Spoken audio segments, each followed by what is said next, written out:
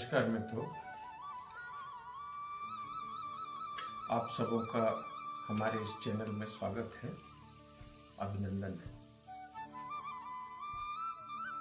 हम सभी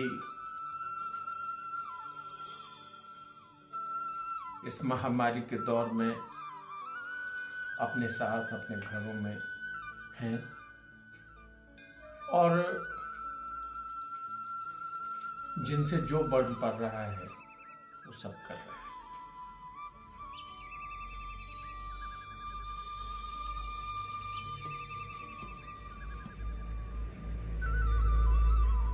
नई प्रकार की चीजें हैं, इसलिए थोड़ा समय तो लगेगा, लेकिन ईश्वर सब ठीक करेंगे, ऐसा अपना विश्वास है।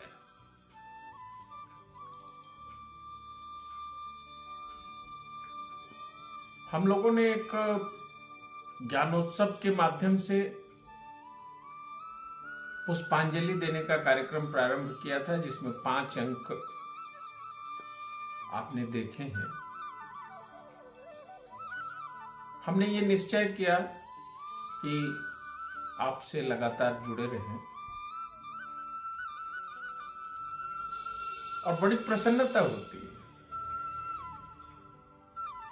मन को आनंद मिलता है और ज्यों-ज्यों संदर्भ संग्रहित करते हैं, सूचनाओं को एकत्रित करते हैं, तो इच्छा और बलवती होती है।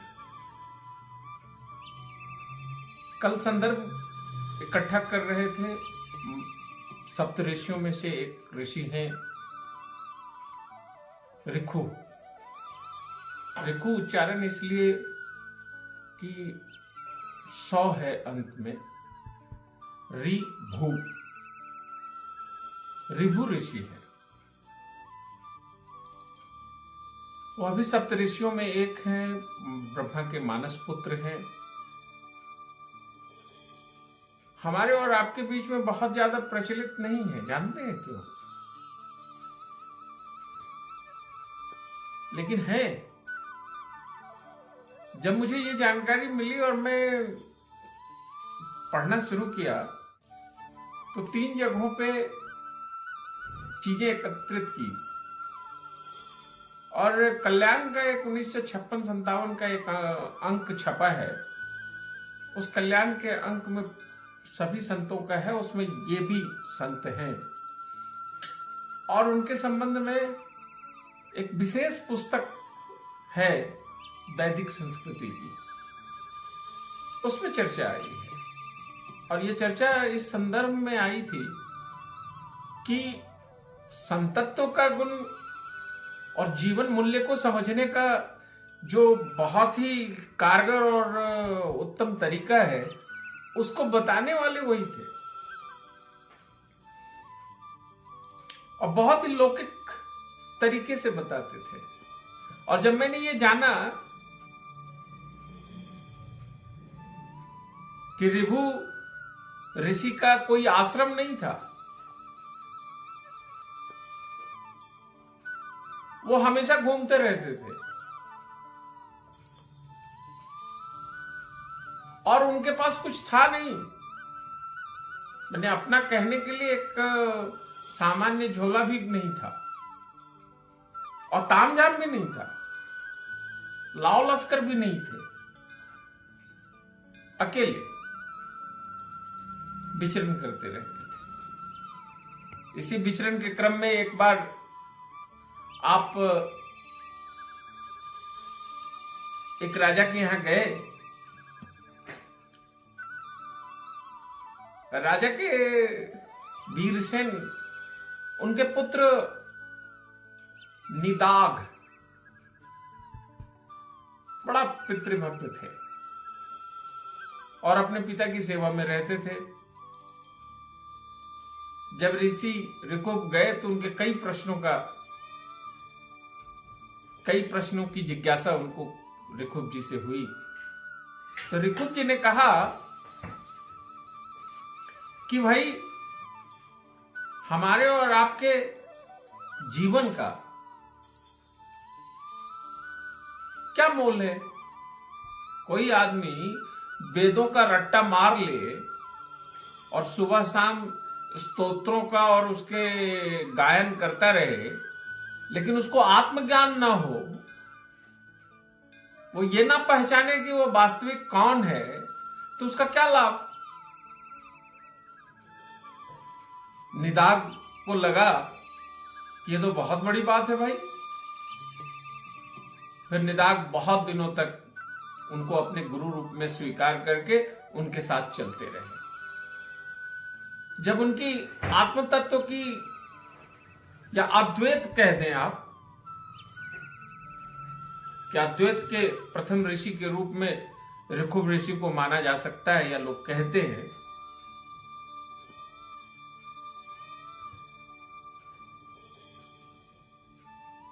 तो उसमें जो है सो जब वो गुरुजी के साथ थे तो इन्होंने देखा कि कोई आश्रम है ही नहीं, कहीं निश्चित ठौर नहीं है।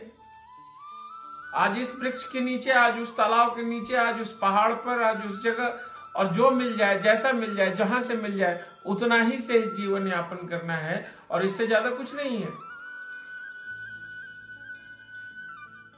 कुछ दिनों के बाद गुरुजी ने निदाग जी को आदेश दिया, वो गए, उनका विवाह हुआ, अपनी गृहस्थी बसाई और ऋखुब जी अपना चिंतन मनन में लगे रहे।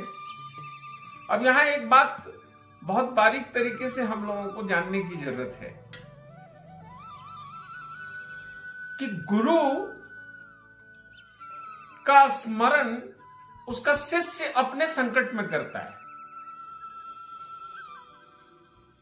और यह संवाद गुरु को दूर बैठे हुए मिल जाता है, और गुरु ये संवाद पाके अपने शिष्य के पास आता है। और ये बात उस समय की तो है ही, जब कभी भी आपको अवसर मिले तो योगानंद जी की पुस्तक है, बहुत ही प्रचलित संत हुए थे 20वीं शताब्दी में। उनके दादा गुरु थे प्रातः स्मरणीय लाहिरी जी, श्यामाचरण लाहिरी जी, और श्यामाचरण लाहिरी के शिष्य थे योगानंद जी, और योगानंद जी के शिष्य योगी जी हुए, जो बहुत दिनों तक शायद मलेशिया में या कहीं बाहर रहे। उनकी एक बहुत प्रचलित पुस्तक है योगी टेल्स, जो रेल के बहुत सारे व्हीलर्स की दुकानों में भी मिलती है और अंग्रेजी हिंदी दोनों भागों में है। मैंने उसमें एक कहानी पढ़ी, और फिर बनारस में भी श्यामाचरण जी के साधना पीठ पे जाने का अवसर मिला, तो वहां भी मैंने इन संदर्भों को देखा कि एक बार श्यामाचरण लाहिरी का शिष्य भी, जो कोई बंगाल में रहते थे, रात के समय संकट में आ गए थे घनघोर जंगल में। तो श्यामाचरण लाहिरी रह तो रहे थे बनारस में, थे भी उस समय बनारस में, लेकिन जैसे ही शिष्य ने उनको याद किया, श्यामाचरण लाहिरी सशरीर उस जगह पर उपस्थित हो गए। ये बात एकदम आग की तरह बाजार में फैल गई। पूरा कलकत्ता में लोग, जो भी श्यामाचरण लाहिरी जी को फॉलो करने वाले थे, वो सब लोगों के बीच में गई। लोगों ने इसकी प्रामाणिकता को स्थापित करने के लिए सोचा कि किस तरह से संवाद हो। तो जो कोई भी बनारस गए थे, उस समय तो अपने यहाँ टेलीफोन की व्यवस्था वैसी नहीं थी और सर्व सामान्य के लिए उपलब्ध नहीं था, तो ट्रेन से कलकत्ता के लोगों का वाराणसी जाना आना बहुत रहता था। तो बनारस जो लोग गए थे, उन शिष्यों में से उनको उनके हाथ संवाद बुलवाया कि इस तारीख को इतने बजे गुरुजी कहाँ थे, क्या वो कलकत्ता में थे? यदि वो कलकत्ता में होते तो हमारा और हमें भी दर्शन का लाभ मिलता, कि वो बनारस में थे। जैसे ही ये बात सामने आई तो श्यामाचरण लाहिरी जी ने जवाब दिया था कि हम दोनों जगह थे, और उन्हीं के संबंध में चर्चा आई थी एक बार कि एक फोटोग्राफर बहुत अनुनय विनय श्यामाचरण लाहिरी का, आपको पता है श्यामाचरण लाहिरी जी का कोई तस्वीर नहीं है, एक ही तस्वीर है जो सभी जगह आपको देखने को मिलेगी। एक फोटोग्राफर जाता था फोटो खींचने के लिए, बहुत अनुनय विनय करने के बाद मैंने फोटो खींचता था, इधर से देखता था, सब कुछ करता था, फोटो जैसे ही क्लिक करता था सामने काला आ जाता था। जैसे फोटो क्लिक करे सामने काला आ जाए। अंत में परेशान होके फोटोग्राफर ने श्यामाचरण लहरी को हाथ जोड़ा, तब श्यामाचरण लहरी ने इस बात का परमिशन दिया, तब फिर वो तस्वीर निकल के आई। वो तस्वीर आपको बहुत जगह देखने को मिलेगी। तात्पर्य है कि हमारे यहाँ ये परंपरा, ये धारा, ये स्थिति मरी नहीं, जारी है। तो निदाघ ने अपने गुरु ऋक्खु को याद किया, ऋभु को, और उनको याद किया तो वो उनके घर पे पहुंच गए। अब यहां एक कोइंसिडेंट ये था कि निदाघ को अपने गुरु का शरीर या अपने गुरु की प्रतिमा या अपने गुरु का चित्र याद नहीं था। तो जिस समय ये लोग पहुंचे उस समय घर के अंदर भोजन का कार्यक्रम चल रहा था, तो अतिथि ऋषि का मान करके उनको भोजन कराया, और भोजन कराने के बाद उनसे प्रश्नोत्तरी चली कि महाराज कहाँ से आए हैं, कहाँ जाएंगे, आप तृप्त तो हुए, कोई त्रुटि तो नहीं हुई। तो ऋक्खु ने बड़ा सुंदर दार्शनिक जवाब दिया। उन्होंने कहा कि हम न कहीं जाते हैं न कहीं आते हैं, हम तो सर्वत्र हैं। और तृप्त अतृप्त का क्या है, वो तो बदलते रहता है। कोई आदमी किसी चीज से तृप्त होता है, किसी चीज से अतृप्त हो जाता है। एक ही चीज एक समय में व्यक्ति को तृप्त करता है, वही चीज कुछ समय के बाद लोगों को अतृप्त कर देता है। बहुत संपदा है। देखिए, तृप्ति अतृप्ति तो अभी वर्तमान तालाबंदी के उदाहरण से सीख सकते हैं। बहुत संपत्ति है, अकूत संपदा के मालिक, जान नहीं बचा सकते, तो उस संपत्ति से अतृप्त हो गए और कूद के जान दे दिया।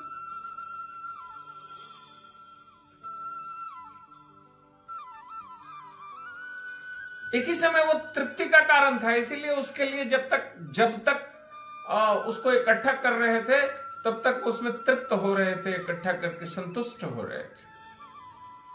कई बार एक ही भोजन करने का से तृप्ति हो जाती है, कई बार उसी भोजन को करने से अतृप्त होता है, आदमी का मन भरता नहीं।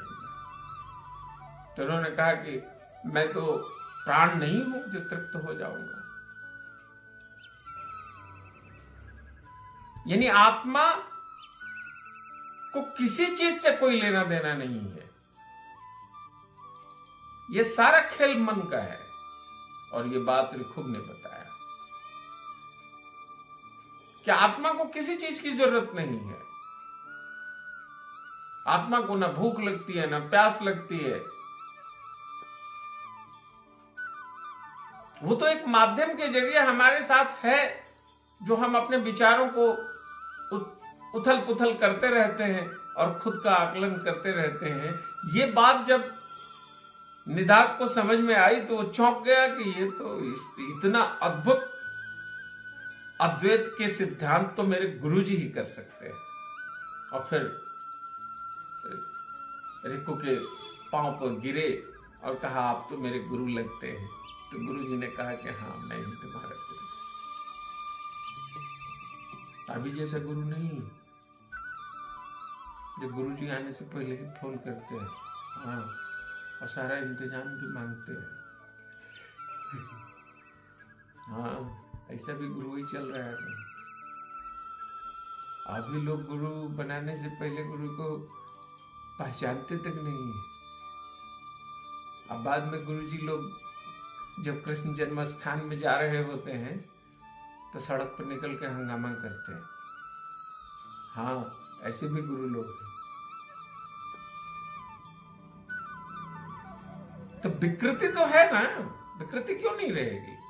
जब हम अंधे दौड़ में कूदते रहेंगे और समझेंगे नहीं कि हमें क्या पाना है, क्या चाहिए, तो विकृति होगी। संशय मन में रहेगा तो विकृति होगी। फिर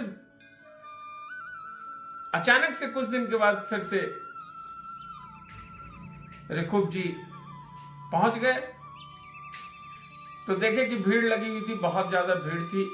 उसी भीड़ में इनका शिष्य भी खड़ा था। शिष्य के पीछे जाके खड़े हो गए और शिष्य को कहा कि ये भीड़ किस चीज की है। फिर शिष्य वहां चुप कर जाते हैं और यह स्पष्ट होता है कि शिष्य ऐसा क्यों करते हैं। तो उनके गुरु ने पूछा कि भाई ये भीड़ किस चीज की है। तो शिष्य ने कहा कि हमारे राजा की सवारी आ रही है। बोला कौन है राजा। बोला देखिए वो जो हाथी पे आ रहा है ना ऊपर। बोला कौन है राजा। हाथी की उस पर बैठा हुआ आदमी। राजा कौन है।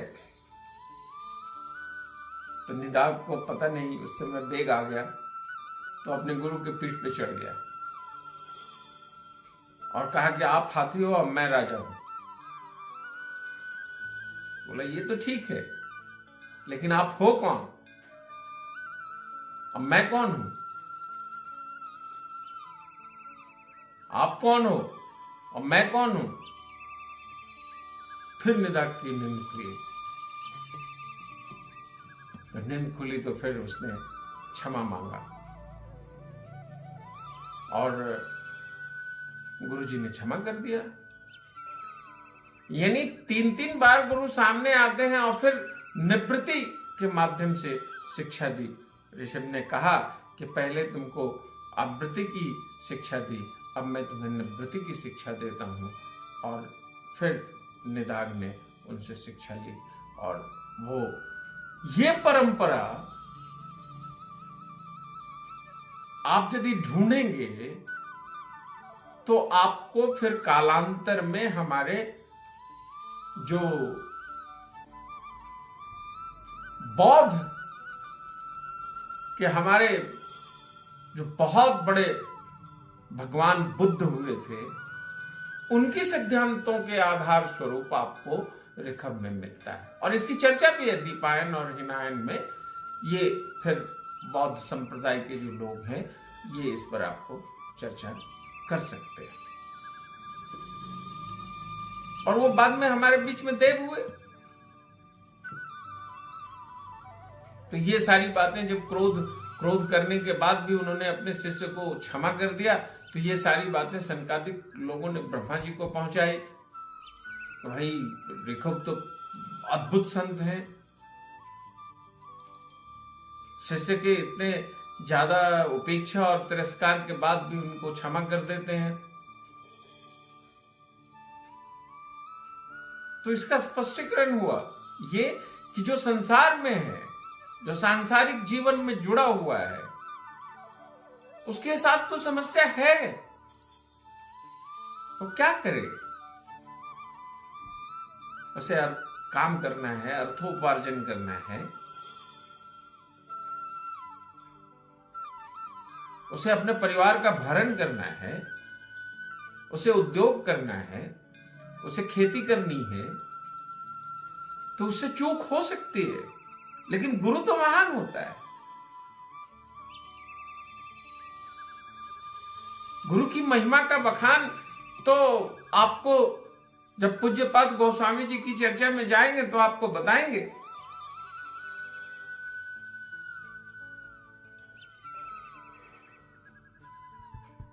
फिर ब्रह्मा जी के यहां ये निश्चय हुआ कि इनको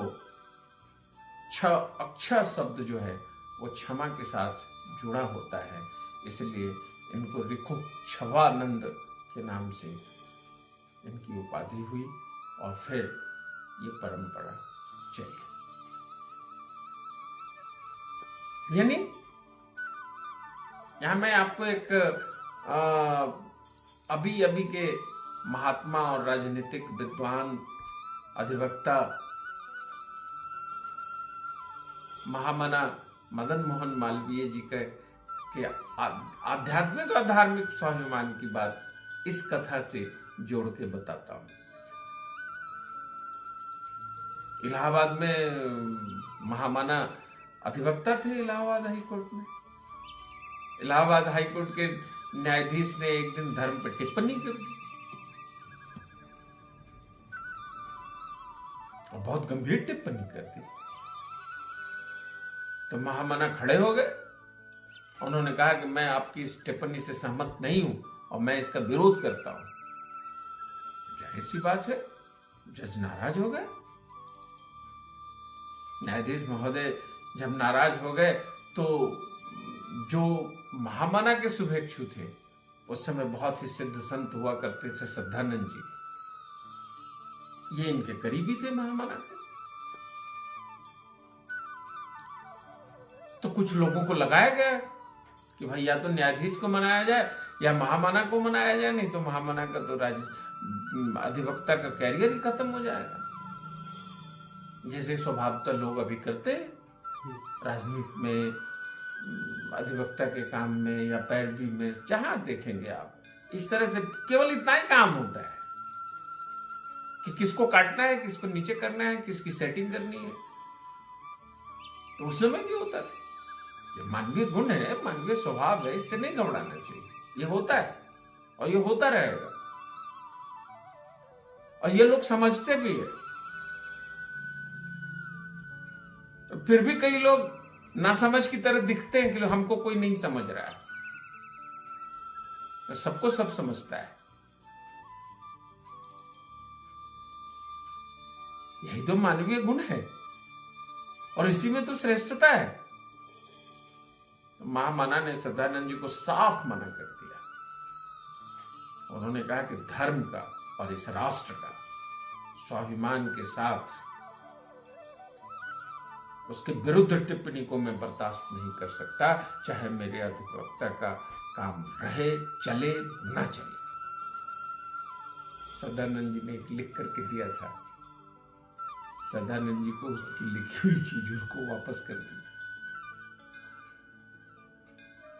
स्वयं महामना मदन मोहन मालवीय इतने सिद्ध महापुरुष थे और इतने नित्य नैमिष्टिक आध्यात्मिक पुरुष थे कि उनकी चेतना में रोम रोम में ईश्वरत्व का वास था। इसीलिए ख्याति लब्ध हुए, इसीलिए आचार्य रामचित शर्मा जी के गुरु थे वो।